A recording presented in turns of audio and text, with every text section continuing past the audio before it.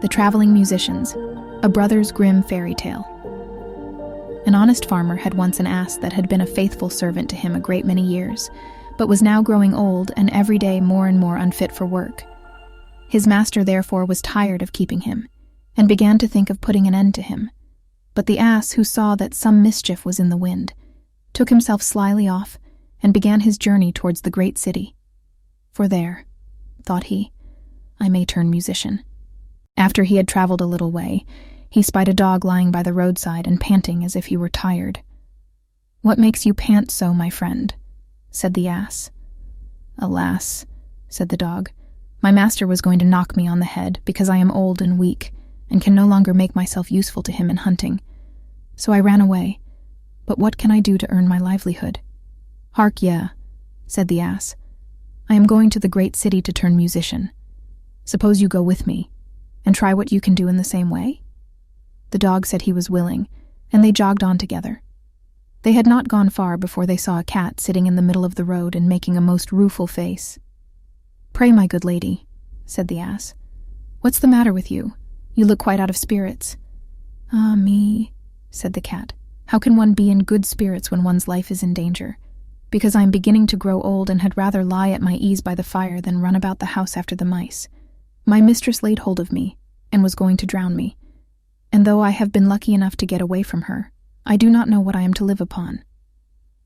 "Oh," said the ass, "by all means go with us to the great city. You are a good night singer, and may make your fortune as a musician." The cat was pleased with the thought, and joined the party.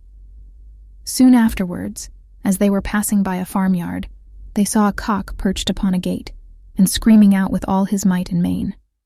"Bravo," said the ass. "Upon my word, you make a famous noise. Pray, what is all this about?" "Why," said the cock, "I was just now saying that we should have fine weather for our washing day, and yet my mistress and the cook don't thank me for my pains, but threaten to cut off my head tomorrow, and make broth of me for the guests that are coming on Sunday." "Heaven forbid," said the ass. "Come with us, Master Chanticleer. It will be better, at any rate, than staying here to have your head cut off. Besides, who knows? If we care to sing in tune, we may get up some kind of a concert. So come along with us." "With all my heart," said the cock, so they all four went on jollily together. They could not, however, reach the great city the first day, so when night came on, they went into a wood to sleep. The ass and the dog laid themselves down under a great tree, and the cat climbed up into the branches, while the cock, thinking that the higher he sat the safer he should be, flew up to the very top of the tree, and then, according to his custom, before he went to sleep, looked out on all sides of him to see that everything was well.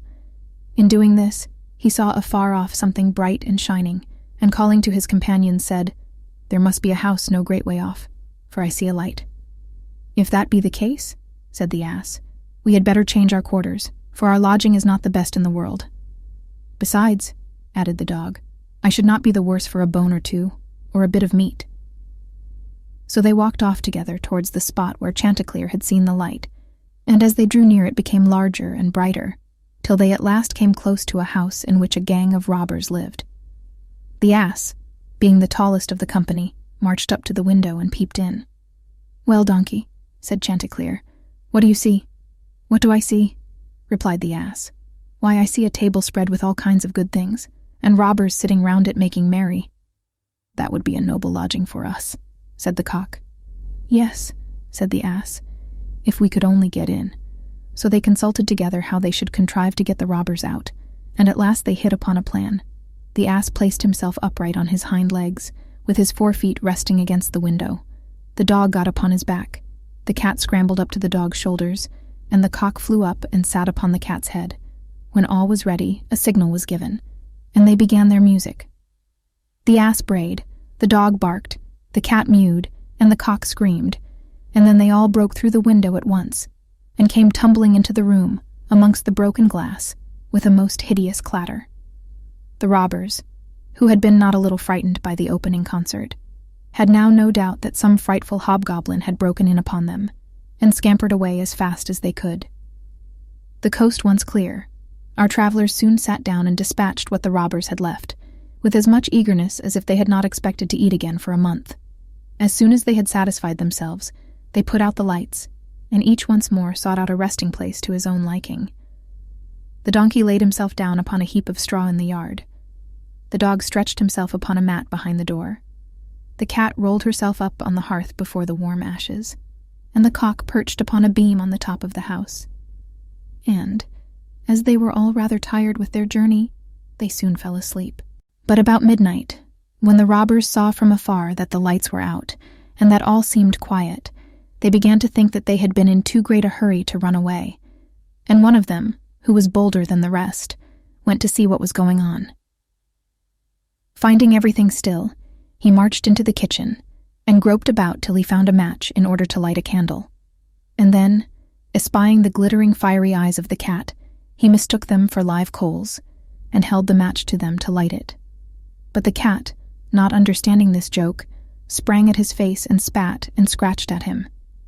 This frightened him dreadfully, and away he ran to the back door, but there the dog jumped up and bit him in the leg. And as he was crossing over the yard, the ass kicked him, and the cock, who had been awakened by the noise, crowed with all his might. At this, the robber ran back as fast as he could to his comrades, and told the captain how a horrid witch had got into the house and had spat at him and scratched his face with her long bony fingers. How a man with a knife in his hand had hidden himself behind the door and stabbed him in the leg. How a black monster stood in the yard and struck him with a club, and how the devil had sat upon the top of the house and cried out, "Throw the rascal up here." After this, the robbers never dared to go back to the house, but the musicians were so pleased with their quarters that they took up their abode there, and there they are, I dare say, at this very day. The end. The moral of this tale. In The Traveling Musicians, where 4 animals make friends, along a journey, a donkey, a dog, a cat, and a rooster form a bond and loyalty to each other along the way. This illustrates the importance of friendship and how sticking together through challenges can lead to meaningful connections. They face adversities and decide to pursue a career in music together. Along their journey, they encounter a group of robbers whose comical reactions lead to the animals scaring them away. The humorous interactions with the robbers and the animals' clever tactics emphasize the power of humor and perspective. Sometimes, looking at situations from a different angle and finding humor in them can lead to unexpected positive outcomes. The animals then find a house to rest in, where they discover food and a comfortable place to stay the rest of their days.